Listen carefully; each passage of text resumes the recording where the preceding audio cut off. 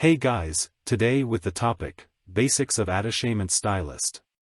I have now long enough with X back, no contact, attraction and N and rumjmat, but notice that simply certain basics are missing in your knowledge or are not yet strong enough anchored when you write to me. You can save yourself a lot of time and trouble by getting a really rational and neutral overview of your situation and your relationship to other people. Of course, this is nowhere better to use than in a committed partnership or generally in relationships with people who are very close to us. The problem that I see is that it is always assumed that the situation is so individual that only one's own feeling is decisive. We don't look to the left or to the right, and we always try to respond to our partner as good as we can, but we try to explain how this comes across to him in the end and what it triggers in him by saying how we got to know him and that we can only learn this by observing him for a long time. However, the way the bond works and how we react to each other is already buried much deeper within ourselves, and it is exactly this way of working that we can name and according to which we then ultimately act in situations under pressure. We usually think we know ourselves best, but that essence deep within us that was shaped by our childhood and the way we were treated by our loved ones in the past, that essence can be broken down into different attachment styles, and funnily enough there are only three broad categories that we can then be divided into. The secure attachment style, the fearful attachment style, and the avoidant attachment style. And then there's the disorganized attachment style, but I might get to that in later videos. I also want to make it as easy as possible for you to get across and spare you the incredible amount of studies I've almost inhaled on this. At the end of the day, these three attachment styles are important for you to know. And the most important one is always the one in which you recognize yourself. Because it determines your actions in situations that could become critical to your relationships, and keeping track of that and possibly knowing that now is the time that you are being guided by your true nature can give you control over your feelings and emotions. And that, in turn, will lead you to actively work on yourself and be more responsive to your partners. In infancy, approximately 60 to 70% of children are secure attachment styles and 10 to 15% each are fearful and avoidant.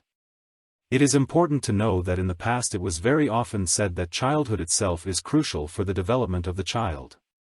And, of course, this statement is inherently correct.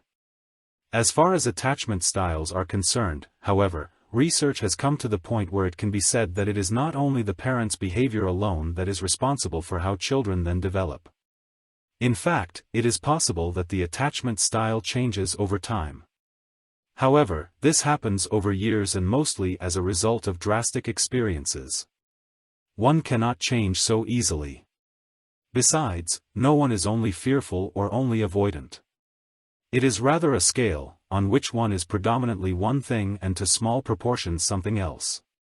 Thus, a predominantly avoidant attachment style can still have such a high secure portion to react to certain situations one way and then quite another.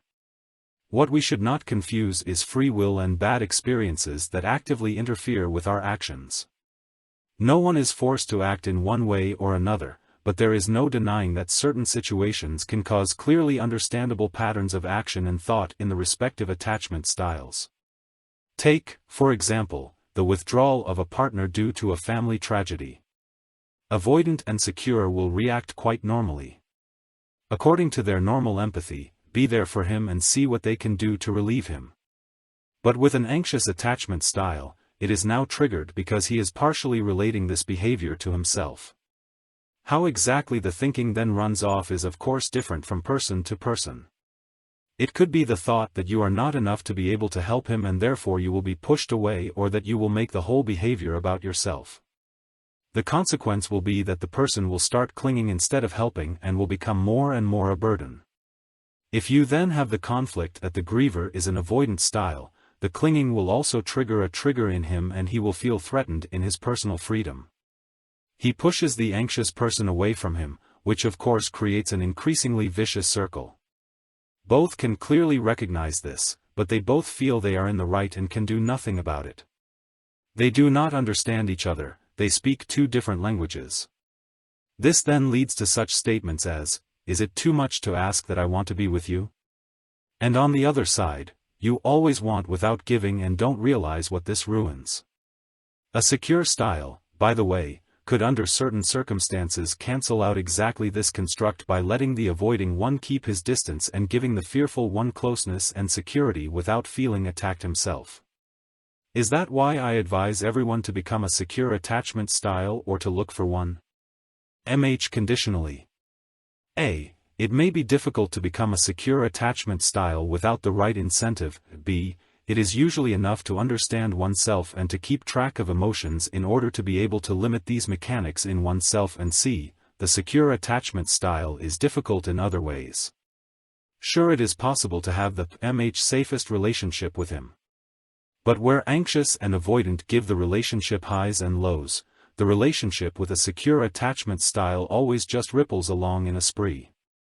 This has advantages, but especially when getting to know each other, it also has disadvantages. If you are used to constant ups and downs and want to fall in love emotionally, then a secure attachment style is usually the wrong one for this. His strengths develop only over the time of the relationship, however, he is the only one who can then develop them without drama. And now again the point comes into play why I'm telling you all this. Because no matter what style you are or what style your partner, your ex or anyone else in your environment is, if you have the overview and the knowledge about the attachment styles, dealing with others will be much easier for you and can improve relationships in many ways.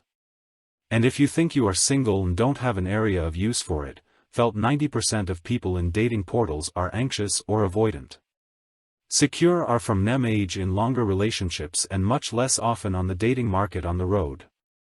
Because there it does not break half as often as with the others, and of course you can also assume that the 70% safe in childhood age now all have one or the other crack off.